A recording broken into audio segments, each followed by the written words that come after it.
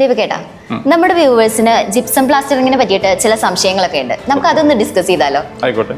ഇപ്പോ ഒരു 2 നില കെട്ടിടത്തിന്റെ താഴെ ഫോൾ സീലിംഗ് ആണെങ്കിൽ അതിൽ നമ്മൾ ജിപ്സ് ആണോ യൂസ് ചെയ്യുക അതോ സിമെന്റ് ആണോ യൂസ് ചെയ്യുക? ജിപ്സം പ്ലാസ്റ്ററിങ്ങും സിമെന്റ് പ്ലാസ്റ്റിക്കും ഒക്കെ ഒഴിവാക്കാം എന്നാണ് എൻ്റെ അഭിപ്രായം. കാരണം ഫോൾ സീലിംഗ് വന്നിട്ട് മറിഞ്ഞു പോകുന്ന ഭാഗമാണ്. അപ്പോൾ അത്രയും ഏരിയ നമ്മുടെ ക്ലയന്റിന് സേവ് ചെയ്യാൻ സാധിക്കും. നമ്മളൊരിക്കലും അത് സജസ്റ്റ് ചെയ്യാറില്ല. കാരണം സിമെന്റ് പ്ലാസ്റ്റർ ചെയ്യാനോ ജിപ്സം പ്ലാസ്റ്റർ ചെയ്യാനോ നിർബന്ധിക്കില്ല. കാരണം ഫോൾ സീലിംഗ് വരുന്ന വലിയ ഒരു ഹോളൊക്കെ ആണെങ്കിൽ വലിയൊരു ഏരിയ ഉണ്ടായിരിക്കും. അത്രയും സേവിങ്സ് ആണ് ക്ലയന്റിന് കിട്ടുക. അപ്പോൾ നമ്മൾ ചെയ്യുമ്പോൾ ഇപ്പോഴും ക്ലയന്റ് അടുത്ത് പറയാ നമ്മൾ ഡയറക്റ്റ് ഫോൾ സീലിംഗ് ചെയ്തോളൂ, അതിൽ സിമെന്റ് ജിപ്സം പ്ലാസ്റ്ററിംഗ് ചെയ്യേണ്ട കാര്യമില്ല എന്നാണ് പറയാറുള്ളത്. Okay sir. അപ്പോൾ നമ്മളിപ്പോൾ ജസ്റ്റ് ഈ കോർണേഴ്സിന്റെ കാര്യമൊക്കെ എടുത്ത് നോക്കുകയാണെങ്കിൽ നമ്മൾ തട്ടുമ്പോഴോ അങ്ങനെ എന്തെങ്കിലും ക്രാക്സോ കാര്യങ്ങളൊക്കെ വരാൻ ചാൻസസ് ഉണ്ടോ?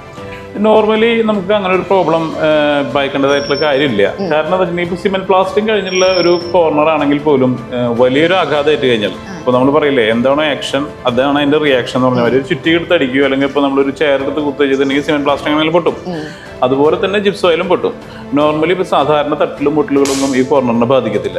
അത് അത്രയും സ്ട്രോങ് ആയിട്ടാണ് നിൽക്കുന്നത്. ഇനിയിപ്പോൾ കസ്റ്റമർക്ക് പല ക്ലയന്റും പല രീതിയിലാണ് ചോദിക്കുക. അപ്പോൾ ചില ക്ലയന്റുകളൊന്ന് റൗണ്ട് ചെയ്ത് വിടാൻ പറയും. ഇത് നമുക്ക് വളരെ ഭംഗിയായിട്ട് റൗണ്ട് ചെയ്ത് കൊടുക്കാനും സാധിക്കും. റൗണ്ട് ചെയ്ത് കൊടുക്കുമ്പോൾ ഒന്നുകൂടി ഭംഗി കിട്ടുകയും ചെയ്യും.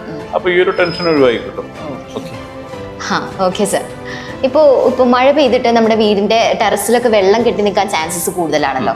അപ്പോൾ അത് ഈ ഉള്ളിലുള്ള ജിപ്സത്തിനെ അഫക്റ്റ് ചെയ്യാവും? ഉള്ളിലുള്ള ജിപ്സത്തിനെ അഫക്ട് ചെയ്യുന്നത് ഭയപ്പെടേണ്ട കാര്യമില്ല. കാരണം നമ്മൾ ചെയ്യുന്നത് HDMR ജിപ്സാണ്. HDMRന്റെ ക്വാളിറ്റി വാട്ടർ റെസിസ്റ്റന്റ് ആണ്. പുറമേ അടക്കം നമുക്ക് സജസ്റ്റ് ചെയ്യാവുന്ന ജിപ്സാണ് നമ്മൾ ഇന്റീരിയറിൽ ചെയ്യുന്നത്. അതുകൊണ്ട് നോർമലി ചെറിയ രീതിയിലുള്ള നനവുകളൊന്നും നമ്മുടെ ജിപ്സത്തിനെ ബാധിക്കത്തില്ല. അതിനെ കുറിച്ചുള്ള പേടി വേണ്ട. ദീപകേട്ടാ, ഇനിയിപ്പോൾ ഫ്യൂച്ചറിൽ ഈ ജിപ്സം വർക്ക് ചെയ്തിട്ടുള്ള വോളുകളിൽ എന്തെങ്കിലും റിനോവേഷൻ ചെയ്യണം എന്ന് തോന്നുകയാണെങ്കിൽ നമ്മളത് പൊട്ടിക്കുമ്പോൾ ബാക്കിയുള്ള വോളിനെ അതിന് എന്തെങ്കിലും ബാധിക്കുമോ?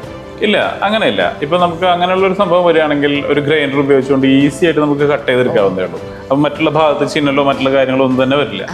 ഈസി ആയിട്ട് നമുക്ക് കട്ട് ചെയ്ത് മാറ്റാൻ സാധിക്കും. Okay, thank you. സിമെന്റിന്റെ പൈസയ്ക്ക് പുട്ടി ഫിനിഷിംഗ് കൂടാതെ ക്രാക്ക്, ഫംഗസ് തുടങ്ങിയവയൊന്നുമില്ലാതെ അടിപൊളി ചുവരുകളുള്ള വീടുകൾ ഇനി നിങ്ങൾക്കും സ്വന്തമാക്കാം. DK ജിപ്സം പ്ലാസ്റ്ററിംഗ് സംബന്ധിച്ച് കൂടുതൽ വിവരങ്ങൾ അറിയുവാനും എന്തെങ്കിലും സംശയങ്ങളുണ്ടെങ്കിൽ താഴെ കമന്റ് ചെയ്യാവുന്നതാണ്.